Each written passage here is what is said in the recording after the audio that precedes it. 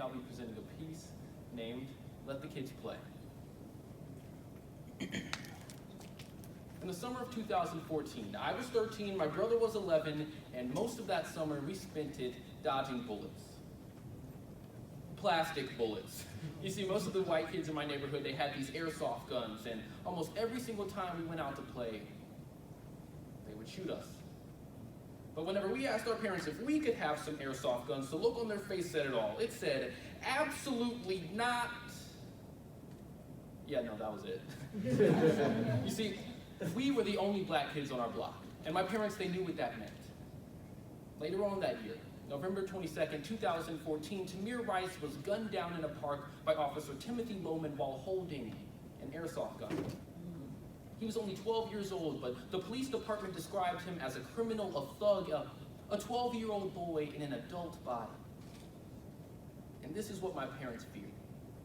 That being a black man would automatically set us apart, put us in danger, make us targets, even if we had committed no crime. You see, this is the result of the adultification of black youth. We take adult attributes, apply them to children, strip them of their innocence, and force them to pay the adult punishments.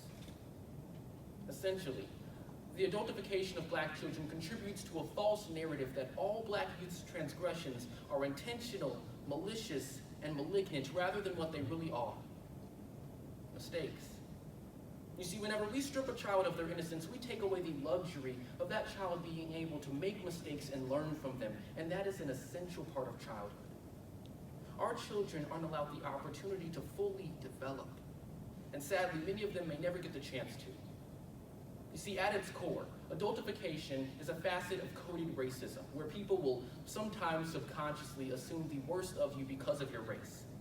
This means that our sons and daughters are deemed as hyper-aggressive, assumed to be hyper-sexual, and finally, most deadly, or assumed to be defiant, which gives people in power permission to treat us as if we are already criminals with no hope for the future. And we can keep saying that it's not my problem or that that doesn't affect me all we want to, but Dr. Martin Luther King Jr. said it best. Injustice anywhere is a threat to justice everywhere. Kevin Richardson, 14. Raymond Santana, 14. Antron McCray, 15. Yusef Salam, 15. And 16-year-old Corey Wise, otherwise known as the Central Park Five, were arrested, abused, and accused of being gangbang rapists of a white lady they'd never even seen before. They too were kids. But our current president of the United States, the leader of the free world, called for their execution, as if they were dogs that needed to be put down. Look, according to the Equal Justice Initiative, black and white children commit crimes at the exact same rate, but black children are 5 times more likely to be arrested. And not only that, but black children make up 70% of the children worldwide who are charged as adults. Our children are learning that it's dangerous to walk down the street while wearing a hoodie, to ride 4 deep in a car, to take a backpack into a store, to stand up for their beliefs. They're learning that it's dangerous to be alive. What are we going to do about it? I'll tell you what I'm going to do.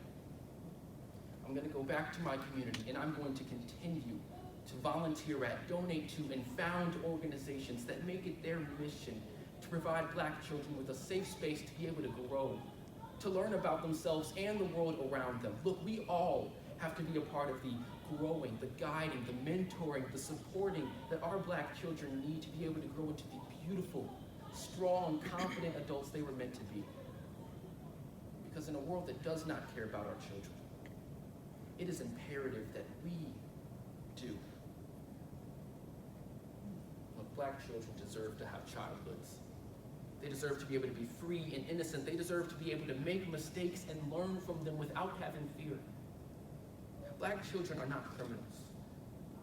They're not monsters, they're not thugs, they're not gangsters, they're not defiant, they're not adults. Black children are just that. Children. And I think it's about time that we let the kids